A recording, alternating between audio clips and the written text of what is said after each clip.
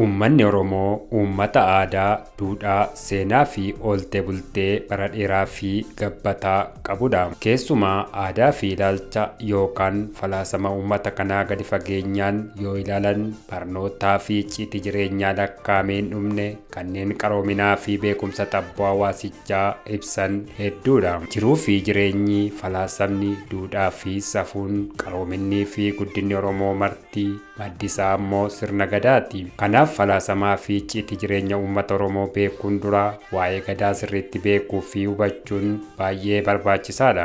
Harka fuunee nagaa sin gaafachuus hin daganne kabajamtoota daawwattoota keenyaa, qophii kanaanis duudhaa aadaa Oromoo kan ta'e maalummaa, sirnaa fi gosoota guddifachaa kan ittiin isin biraan geenyu ta'a. Qophicha kan isin biraan ga'us ani Beenyaa Shiramuuti. Hanga xumuraatti faana akka turtan affeeramtaniittu.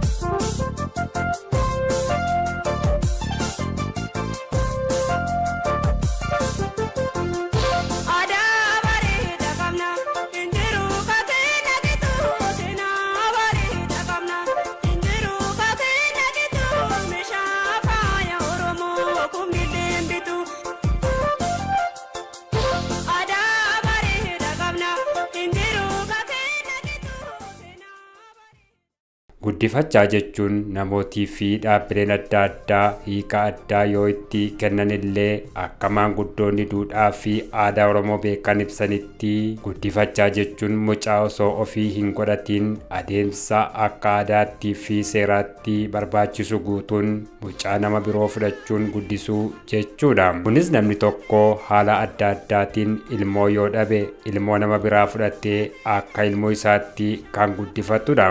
Adeemsa kana keessatti yommuu mucaa fudhatan nama jaallatan sana akka mucaa isaa kennuuf yoo barbaadan dura jaarsota erguudhaan akka inni mucaa isaa kennuuf gaafatu. Innis kana booda firoota isaan mari'atee beellama qabee fi akka kennuuf itti hima. Yeroo mucaa kana kennan haati mucaa deesses ta'e haati mucaa fudhattu namoota lama ni waamu. Abbaan mucaas ta'e namtichi mucaa fudhatus namoota maanguddoota dhiiraa lama waamu. Kanaan booda adeemsa akka aadaatti keessa darbuu danda'u erga raawwataniin booda adeemsa raawwatamudha.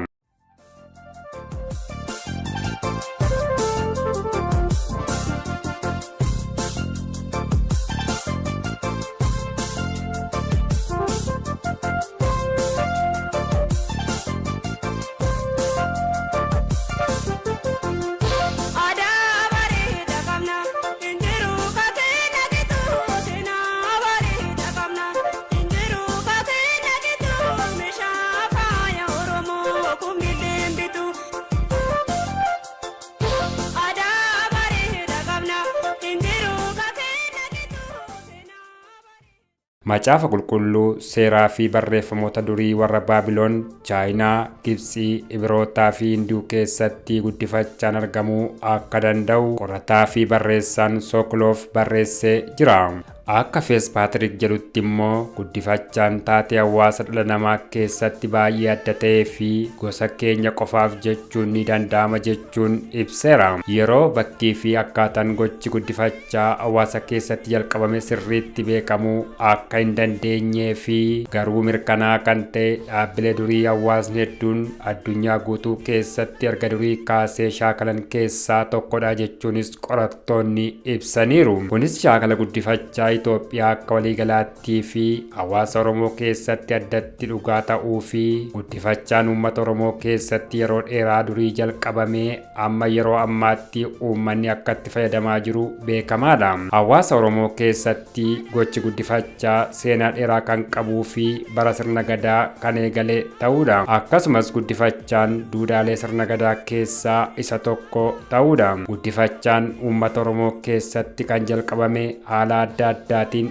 akka ta'e hayyoonni seenaa, aadaa, maanguddoonni fi qorattoonni kan ibsanidha. Yeroo durii qabeenyaa fi qe'ee warraa kan dhaaluu danda'u ilmoo dhiiraa qofa akka ta'etu amanama. Waan kana ta'eefis namni tokko yoo ilmoo dhiiraa hin qabaanne ta'e qabeenyaa warraa namni dhaalu hin jirus jedhama. Maatii tokko keessatti dubartii tokko qofti yoo dhalatte erga guddatteen booda ni heerumti.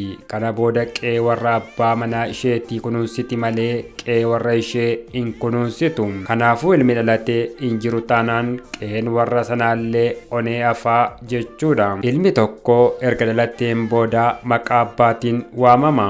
Kunis ilma, abbaa, akaakilee fi abaabayyuu jedhamee sanyii lakkaataa deema. Dhaloonni kun akkasiin waamamee kan itti fufuu danda'u yoo ilmi dhiiraa dhalate qofadha. Yoo kana ta'uu baate garuu maqaan dhaloota sanaa achumarratti dhaabbataa jechuudha. Intalli heerumtee ilma deessullee kan waamamu maqaa abbaa manaa isheetiin ta'a. Egaan maqaan hundee nama sanaa akka citee hin hafneef ilmoo dhiiraa barbaadee guddifataa jechuudha.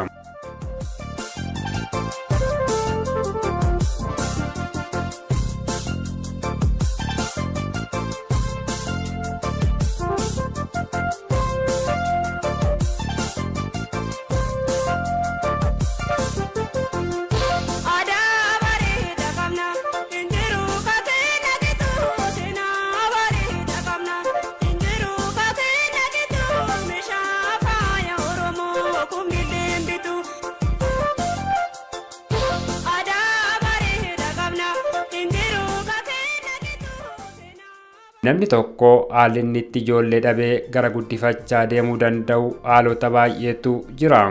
Haalonni kunis uumamaan namni tokko karaa haadha warraa yookaan karaa abbaa warraatiin ijoollee godhachuu yookaan dhalchuu kan hin dandeenye yoo ta'u, inni kan biroon immoo ijoolleen duraan maatii tokko keessatti dhalatan haala adda addaatiin kan dhuman yoo ta'edha.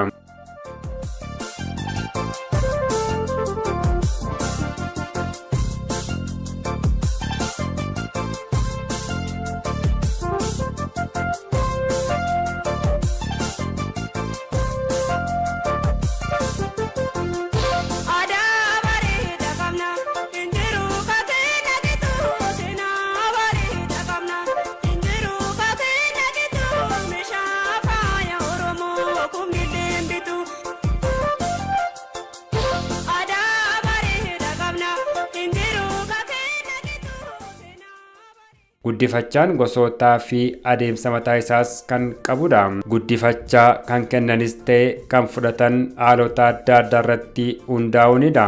Kan nama guddifatuuf kennamus mucaan sun haadha irraa addaan bahee yookaan baatee jiraachuu ni danda'a jedhamee erga amanameen booddeedha. Garuu yeroo tokko tokko haati mucaa deessee sababa adda addaan kan miidhamte yoo taate yookaan guddisuuf sammuun ishee yoo rakkoo qabaate nama yookaan fira daa'ima sana guddisuuf fedha qabu akkasumas guddisuu danda'utti ni kennama. Walumaa galatti haalonni guddifachaa akka kennaman taasisan gosoonni guddifachaa fi haalonni guddifachaa keessatti uumaman erga addaan baafamanii kan raawwatudha.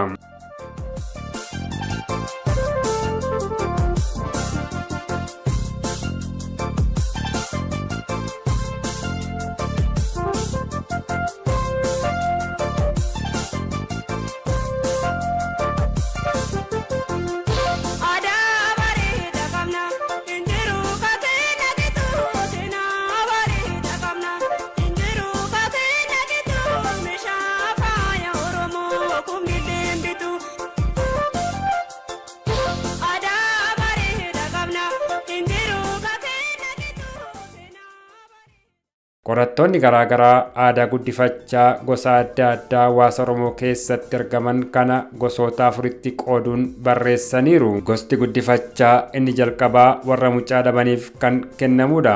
Gosti guddifachaa kana maatii sababa adda addaatiin mucaa godhachuu hin dandeenye yoo jarri kun kan baay'ee wal jaallatan ta'ee akka inni ishee irratti dubartii biroo hin fuuneef akkasumas wal jaalalli jaraa akka jabaatuuf mucaa guddifachaan akka guddifatan walii waliin mari'atu. Akkasumas mucaa eenyuu akkamiin akka argatanis ni murteessu. Kana booda yaada kana firaafis ni dhiyeessu. Firris guddifachaa kana qoratee yoo eeyyamuu barbaade ni eeyyamuu, yoo mormuu barbaadanis ni mormu. Warri mucaa kennanis fira isaanii mari'achiisanii yoo firri mormes ta'e eeyyame namicha guddifachaa gaafate sana waliin marii gochuun yaada irratti walii galan deebisuufi. Asirratti firoota gamlachanii mari'achiisuu wanti barbaachiseef gama lamaaniin iyyuu firoonni yookaan sanyiin mormuu ni danda'u. Adeemsa guddifachaa kana irratti warri kennus ta'e fudhatus gosa yookaan sanyii walii ni qoratu. Sababni isaas mucaan kennamu yookaan kennamtu sun warra fudhatuuf sanyii isaanii waan fudhattuuf, akkasuma immoo warra kennuuf sanyii isaanii gadi dhiisee sanyii biraa waan fudhatuuf sanyii gaarii akka fudhatuuf fedhu. Kanaaf warra kennus ta'e fudhatus olaantummaa sanyii isaanii eeguuf jecha kan godhamudha jechuudha. Fakkeenyaaf yoo mucaan sun sanyiin isaa waayyuu ta'e warri guddifatu immoo aabbuu ta'ee mucaan sun sanyii warra waayyuu dhiisee warra aabbuu ta'a jechuudha. Bu'uuruma kanaan erga firoonni gablamaanuu akka kennamuuf eeyyamaniin booda maatiin mucaa kennamuu qophii barbaachisu qopheessanii buna qalanii farsoo naqanii hoolaa qopheessanii waan dhangaaf ta'u gamalachaniinuu ni qopheessu.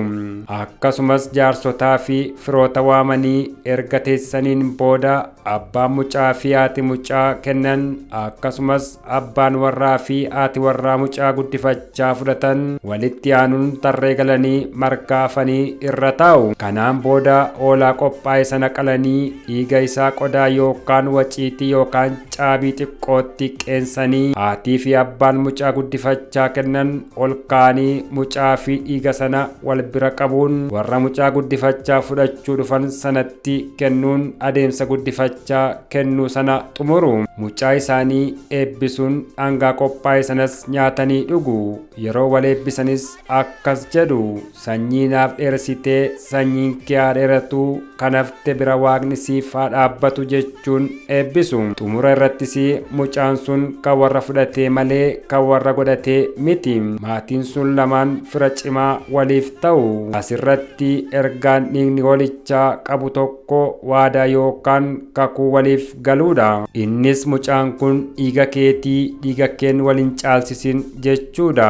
Ergaan lammataa immoo mucaan kun yoo kanaan dura orma tures kana booda sanyii keenya gadi dhiisee sanyii keessan ta'eera jechuudha. Kana booda dubartoonni dalagaa sirbaa ililchaa gara mana warra guddifachaa fudhateetti warri dhiiraas deemanii nyaataa fi dhugaatii qophaa'e sana nyaatanii dhugu. Akka guddatuufis eebbisanii gara mana isaaniitti galu. Mucaan kun guyyaa sanaa eegalee dhaala sanyiis ta'e qabeenyaa kan warra isa dhiisee kan warra guddifachaa fudhatee dhaala. Kana malees abbaan manaa tokko haadha manaa lama qabaatee dubartiin tokko kan dhala hin qabne dubartii biraa irraa mucaa guddifachuu kan danda'u ta'uudha.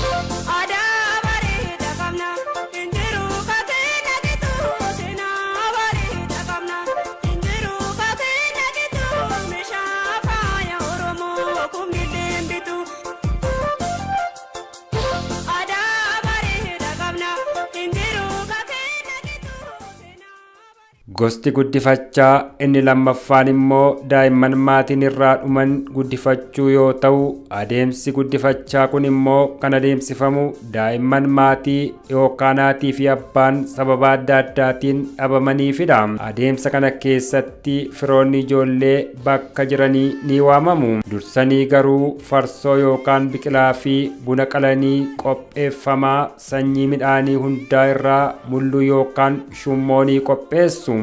Daabboo hanga baay'ina ijoollee sanaan ni qopheessu. Kana booda ijoollee sana mataa irraa aaduun kallee horii lafaa afanii daa'imman kun akka irra taa'u taasifamu. Warroonni guddifachaa fudhachuuf dhufan ammoo marga jiidhaa haamamee lafa afame irra taa'u. Achis namni yookaan firri guddifachaa kennu sun ijoollee rifeensa mataan irraa haadame kallee irraa kaasuun warra marga jiidhaa irra taa'ee jiru sana cokorsa jiidhaa qabadhu jedhee ol ka'ee gogaan sitti kennee jiidha keen simadhu yookaan fudhadhu jechuun itti kenna. Itti aansuun dhangaa qophaa'e sana nyaatanii dhuguu eegalu. Gosa guddifachaa kana irratti ijoolleen sun sanyii warra guddifachaa fudhate sana hin fudhatan. Akkasumas qabeenyaa dhaalaa hin argatan. Kanuma maatii isaanii duraanii dhaalu malee jechuudha. Adeemsa guddifachaa kana keessatti ijoolleen kun bu'aa jarri argatan hanga of danda'anitti namoota kanatti hirkatanii kan guddatan ta'uudha. Qabeenyaan jara maatii guddifachaa fudhate kanaan ni eegamaaf. Jarris qabeenyaa ijoollee kanaa kan isaaniitti hin dabalan. Sababni isaa ooda yookaan raajiidha jedhanii waan amananiifidha. Akkasumas ijoollee keenya irra ga'uu ni danda'a jedhanii waan amananiif namni akka carraa ta'ee qabeenyaa ijoollee akkasii fudhate kan isaatti dabalatee uummatichaan ni balaaleffatama. Akkasumas ijoollee keenya irra ga'uu ni danda'a jedhanii waan amananiifidha. Namni akka carraa ta'ee qabeenyaa ijoollee akkasii fudhate kan isaatti dabalates uummatichaan ni balaaleffatama. Akkasuma immoo moortuu jedhamee jibbama. Kanaaf ijoolleen sun waan humni isaanii danda'e hojjechuun namicha yookaan maatii guddise sana ni gargaaru. Maatii firaa fi ollaa waliif ta'uun gaafa rakkinaas waliif birmatuu warra kaan caalaa maatii tokko ta'uu gaafa guddatanis waliin jiraatu jechuudha.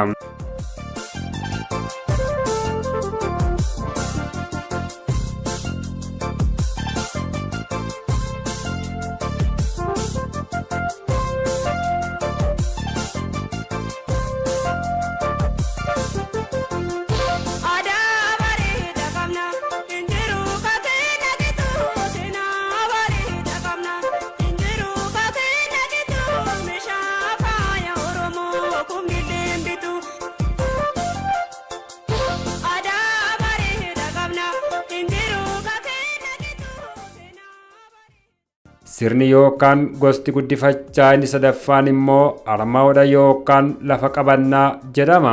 Guddifachaa kana keessatti namni guddaan yookaan ga'eessi lafaa fi qabeenyaa biraa hin qabne mana nama ga'eessa lafaa fi horii gahaa qabuu dhaqee harma na hoosisaa na guddifadhaa jedhee ulee qalloo dhaabbata jedhamtu qabatee dhaqee itti hirkifata. Kana booda gadi jilgeenfatee na guddifadhaa harma na hoosisaa mucaan isiniif ta'aa mucaa godhadhaa jedha. Kana booda tolee si guddifannaa mucaa si godhannaa jedhanii borumtaa isaa dhaqanii lafa maasii bakka inni qotatu dhaqanii itti agarsiisanii kennuufi. Achis namichi kun waan humni isaa danda'e namicha lafa kutee kenneef kana gargaaraa kan isaas hojjechaa jiraataa jechuudha. Adeemsa kana keessatti namichi sun lafa namtichi kuteefiin sanaan ala dhaala biraa kan argatu hin ta'u.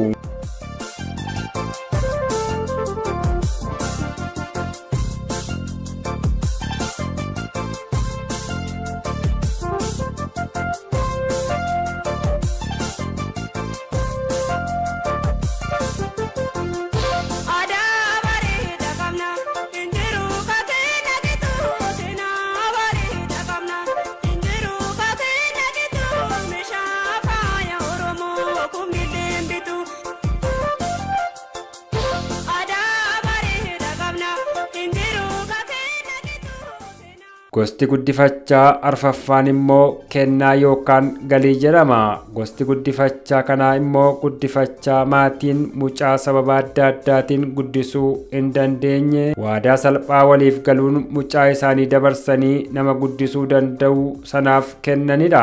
Adeemsa kana keessatti namni mucaa kana fudhatu mucaan sun waan humni isaa yookaan ishee danda'u gargaaree yookaan hojjetee hanga of danda'utti akka jiraatu malee mucaa sana sanaaf wanni barbaachisu guutee kan guddisu miti. Mucaa yookaan daa'imni sunis yoo itti toluu baate gaafa barbaade mana nama barbaadeetti galuu yookaan jijjiirrachuu danda'a. Nama guddise sana biraa dhaala in argatu. Bu'aan isaa daa'ima sanaaf hanga of danda'utti namatti hirkatee jiraachuu qofadha. Asirratti garuu maatiin mucaa guddisee sun yoo nama gaarii namaaf yaadu ta'e akkasumas qabeenyaa qabu ta'e darbee saballi mucichaa gaarii kan maatii sanaan waliif galu ta'e kan akka ijoollee isaaniitti barsiisanii fuusisanii kan waliin jiraatan illee ni jiraatu.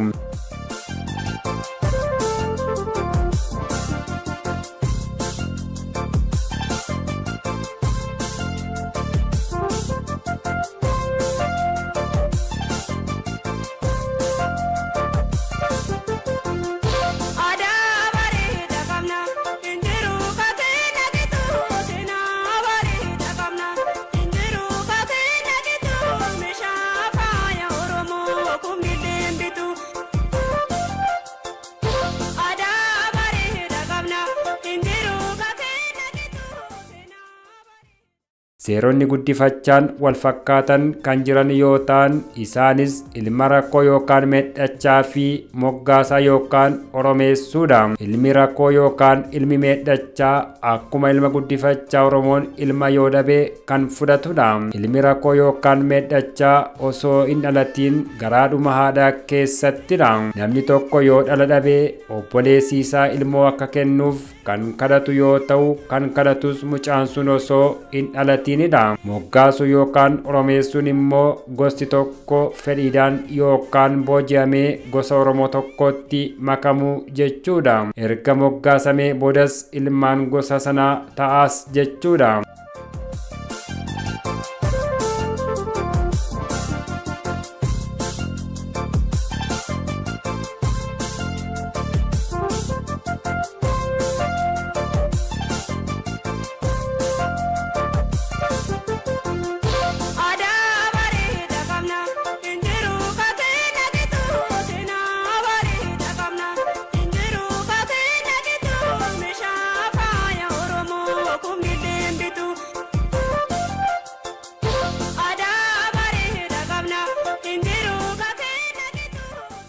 Seenaa fi sirna abbootiin keenya keessa darban baruun jireenya keenya isa boriif bu'aa olaanaa qaba. Kanaaf hundi keenya hanga dandeenyu aadaa fi seenaa Oromoo dhokatee ture sirriitti ifa baasuu qabnaan ergaa qophichaati. Torban mata duree sona aadaa kan biroon hanga walitti deebinutti nagaatti horaa bulaa.